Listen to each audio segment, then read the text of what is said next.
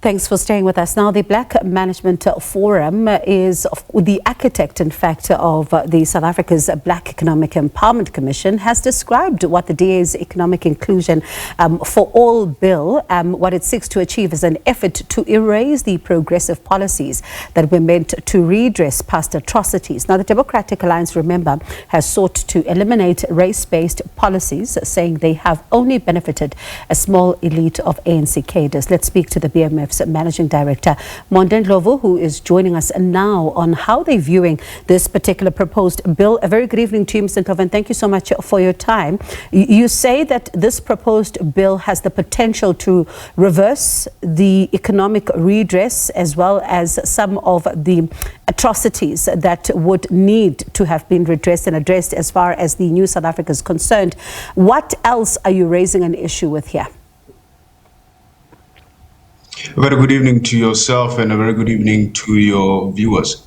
I think it's quite clear in terms of what we've put out there that we disagree with the framework that is being proposed, precisely because it is only focusing at best on trying to reform existing procurement processes.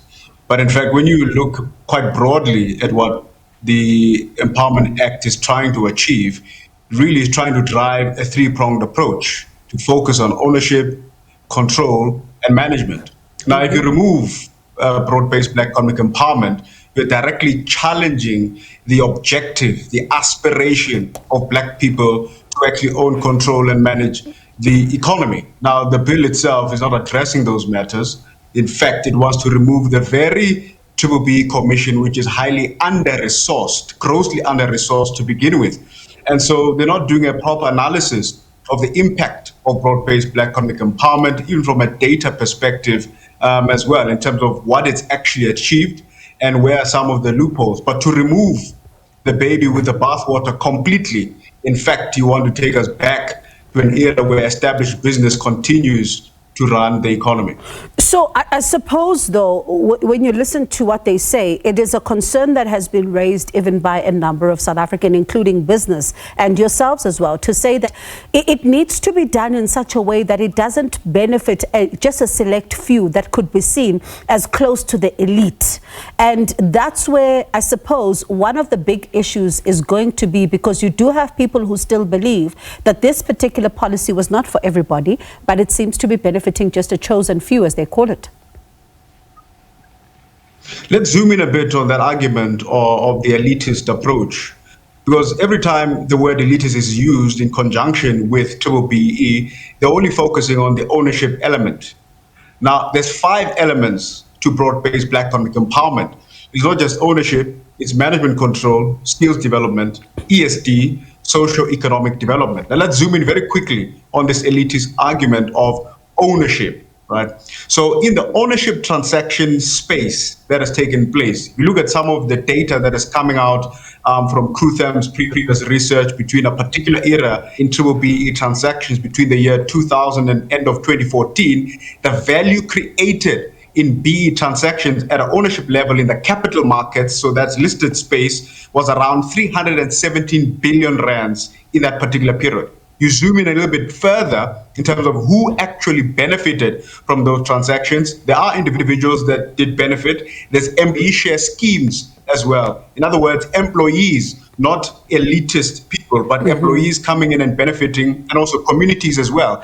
And Krutham actually tables the numbers even further. Over 40 billion rands in terms of employee share schemes, over 50 billion rands in terms of communities that have benefited, and the rest, it was individuals. There's also trusts involved, whose beneficiaries are also Black people for education purposes as well, if you go even further into the analysis of some of these things. So we've got to really look at the numbers. And there's also another research around ownership that was tabled in our statement there. Over 800,000 individuals that have benefited from ownership transactions out there when they analyzed B certificates, etc. So we've got to have a very clear data-driven discussion when we say who has benefited. I'll give you one case study in the listed space. You could look at Standard Bank. When that deal winded up, literally the employees overnight were able to pay off their debt. They were able to send their kids to better schools. they were able to have more disposable income in order to spend on other related issues.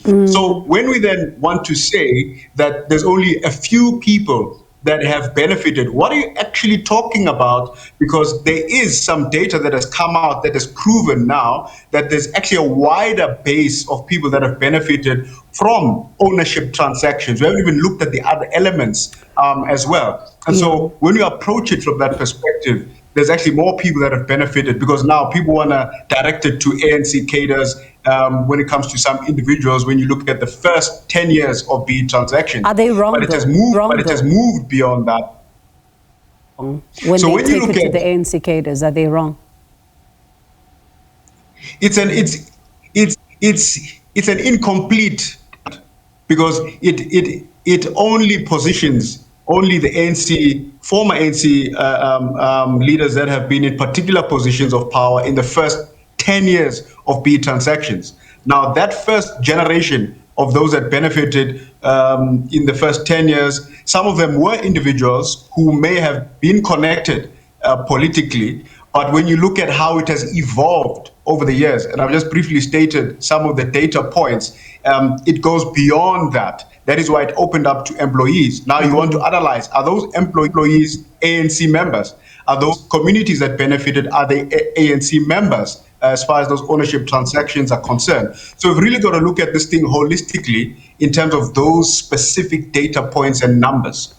And we still have Monde with us on the line. Monde, thank you so much for standing by, because, we couldn't let you go without even asking for your reaction to this, given the fact that, with business, these particular visits often are looked at as whether or not it's an opportunity for the country to be able to put its best foot forward, particularly around the issue of tariffs and the issue of ensuring that even the country gets to see the fruit of some of what gets to be discussed behind closed doors. You've just listened to the president and some of the interactions there. Any thoughts?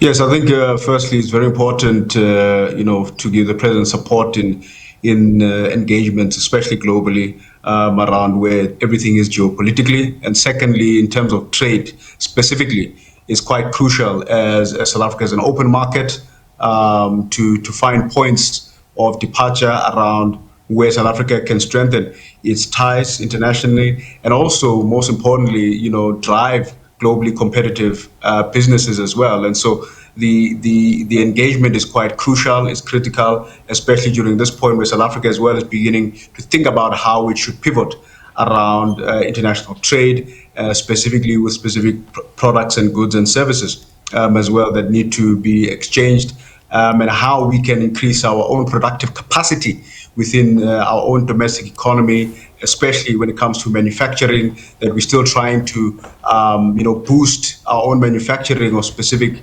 products, etc., especially in the international market space. So it's very crucial what the president is doing, especially in engagements around this particular point in history geopolitically. Monde, you and I will circle back to that conversation of the BEE at some point, but thank you so much for standing by and just talking to us even about your reaction to what the president is doing. They appreciate your time this evening. That's the Black Management Forum's Managing Director, Monde Ndlovu.